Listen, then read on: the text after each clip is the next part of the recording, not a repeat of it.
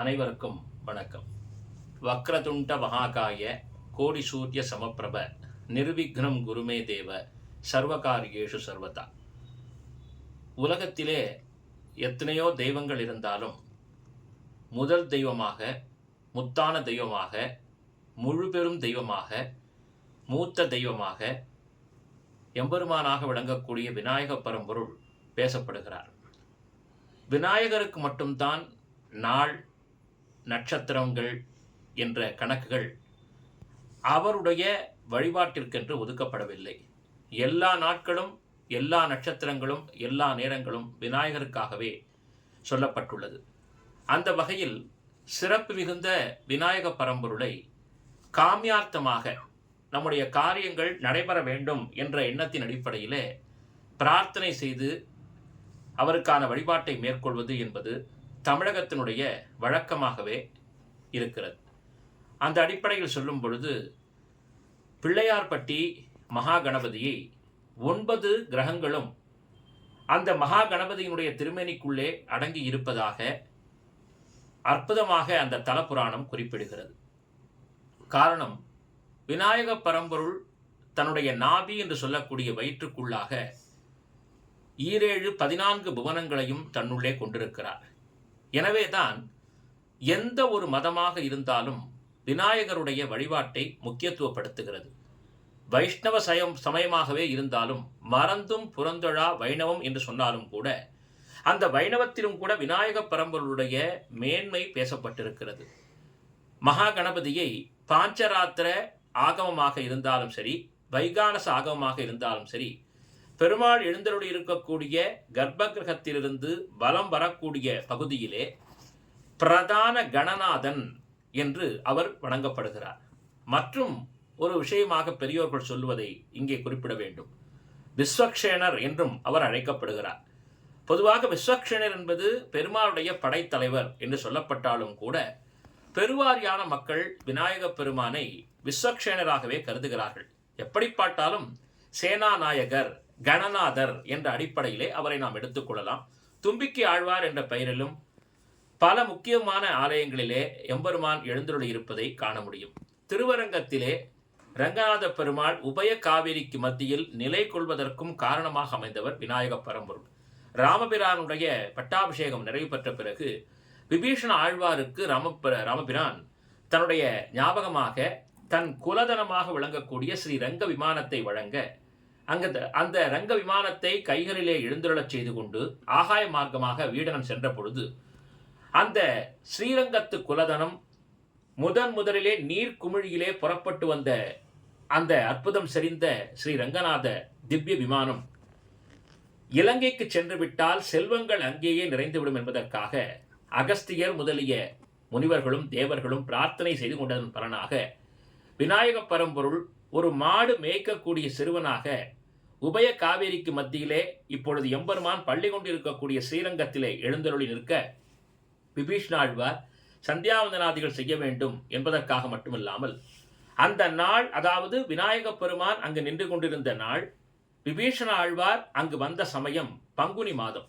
பங்குனி மாதத்திலே அந்த ஸ்ரீரங்க விமானத்தில் இருக்கக்கூடிய பரவாசுதேவருக்கு அற்புதமாக வைபவங்களை நடத்த வேண்டும் என்பது விதியாகவே இருந்தது.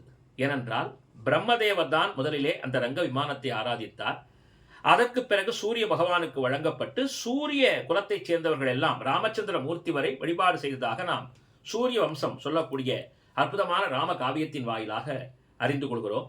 அந்த அடிப்படையில் அந்த குலதனமான ஸ்ரீரங்க விமானம் அற்புதமாக ஸ்ரீரங்கத்திலே நிலை பெற வேண்டும் என்பதற்காகவே விநாயக பரம்பொருள் அங்கே நின்று கொண்டிருக்க விபீஷண ஆழ்வார் பங்குனி மாதம் அந்த தருணம் என்பதால் அதற்கு உடனடியாக வைபவத்தை செய்ய வேண்டும்.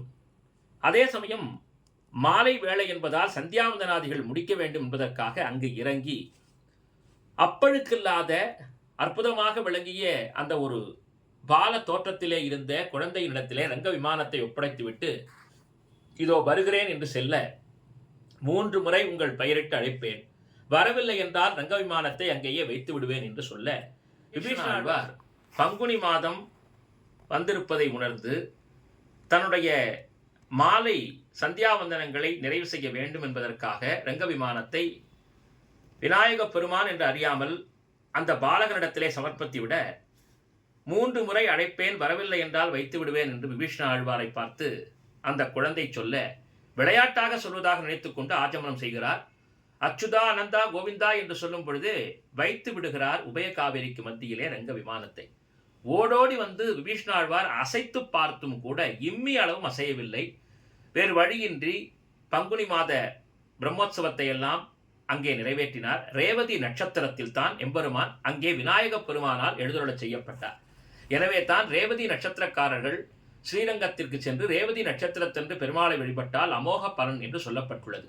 மேலும் மகான் ராகவேந்திர சுவாமிகளுடைய திரு உள்ள நியமனத்தின் அடிப்படையிலே செல்வம் வேண்டுபவர்கள் எல்லோரும் வெள்ளிக்கிழமை சென்று திருவரங்கநாதனுடைய திருவடியை மனமாற சேவித்தால், உளமாற சேவித்தால் கண்டிப்பாக செல்வம் பெருகும்.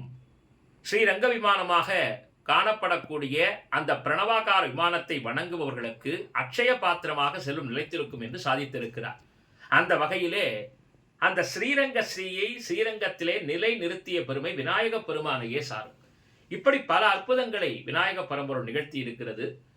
அகத்திய பெருமானுடைய கோபத்திற்குட்பட்ட பொன்னி நதி கமண்டலத்திலே அடைக்கப்பட்ட தருணத்திலே தேவர்கள் கேட்டுக்கொண்டதற்கிணங்க காக்கை உருக்கொண்டு வந்து அதை கவிழ்த்து விரியும்படி பாயுமாறு செய்து விநாயகரே காவிரி என்று பெயர் வழங்குமாறு அகத்தியர் மூலமாக திவ்ய நியமனத்தை செய்துள்ளார். அதனால்தான் காவிரி பாயும் தமிழ்நாடு என்று நம்முடைய தேசத்திற்கே பெயர். இந்த காவிரி பாயக்கூடிய வடநாட்டிற்கு அப்படி ஒரு வரத்தை வழங்கியவர் விநாயக பரம்பொருள். மகா கணபதியினுடைய அருளால் தான் பல மேன்மையான விஷயங்கள் ஒவ்வொரு மனிதனுடைய வாழ்விலும் நடைபெற்று வருகின்றன. இப்படிப்பட்ட கணபதி வழிபாடு என்பது எளிமையாக சொல்லப்பட்டுள்ளது. அருகம்புல் என்று சொல்லக்கூடிய புல்லை விநாயக பரம்பொருளுக்கு சமர்ப்பித்தோமேயானால் அது மிகப்பெரிய ஒரு அற்புதமான வழிபாட்டு பூஜைக்கு மேலான ஒரு உபாசனா மார்க்கத்தை நமக்கு காண்பித்து தருகிறது. அந்த அருகம்புல் வழிபாடு தூர்வா பத்திரம் என்று சொல்லுவார்கள். அந்த கணபதியினுடைய சிறப்பு மிகுந்த வழிபாட்டிற்கு முதன்மையாக தூர்வா பத்திரம் என்று சொல்லக்கூடிய அருகம்புல் பயன்படுகிறது. அந்த அருகம்புல்லை கொண்டு அனுதினமும் கணபதியை ஆராதித்தாலும் அல்லது ஒரே ஒரு அருகம்புல்லை கணபதியினிடத்திலே சமர்ப்பித்தாலும் நமக்கு நமது வாழ்வை பொன்மயமாக்குவார் மகா கணபதி. எனவே தான் விநாயக வழிபாடு நாம் எல்லோரும் செய்ய வேண்டிய ஒன்று. விநாயக பரம்பொருளை மஞ்சளிலும் பிடித்து வைத்து ஆராதிக்கலாம், சாணத்திலும் பிடித்து வைத்து பூஜிக்கலாம். அது மட்டும் இல்லாமல் சந்தனத்திலும் கொண்டு நாம் ஆராதனை செய்யலாம். சித்திரமாகவோ அதாவது புகைப்படமாகவோ விக்கிரக வடிவத்திலோ கல்லாலோ மண்ணாலோ எப்படி கொண்டு நாம் கணபதியை துதித்தாலும் நமக்கு வினைகளே இல்லை. எப்படிப்பட்ட வல் வினைகளும் கலங்கிவிடும். அந்த அளவுக்கு சிறப்பு மிகுந்த மகா கணபதியினுடைய வழிபாட்டை நாம் எல்லோரும் வாழ்விலே கடைபிடிக்க வேண்டும். விநாயக பெருமான் என்றும் வெற்றியை தரக்கூடியவர். அந்த வெற்றியை நாம் பெறுவதற்கு அந்த எம்பெருமானாக விளங்கக்கூடிய மகா கணபதியை அனுதினமும் பிரார்த்தனை செய்வோம். அந்த மகா கணபதியின் அருளால் சகல சௌபாகியமும் வாழ்வில் நம் எல்லோருக்கும் கிடைக்கட்டும் என்று சொல்லி அந்த கணநாதனுடைய திவ்ய திருப்பாதத்தை சரண் புகுகின்றேன். गोविंद माधव जय जय, ओ प्राण प्रिय अब मैं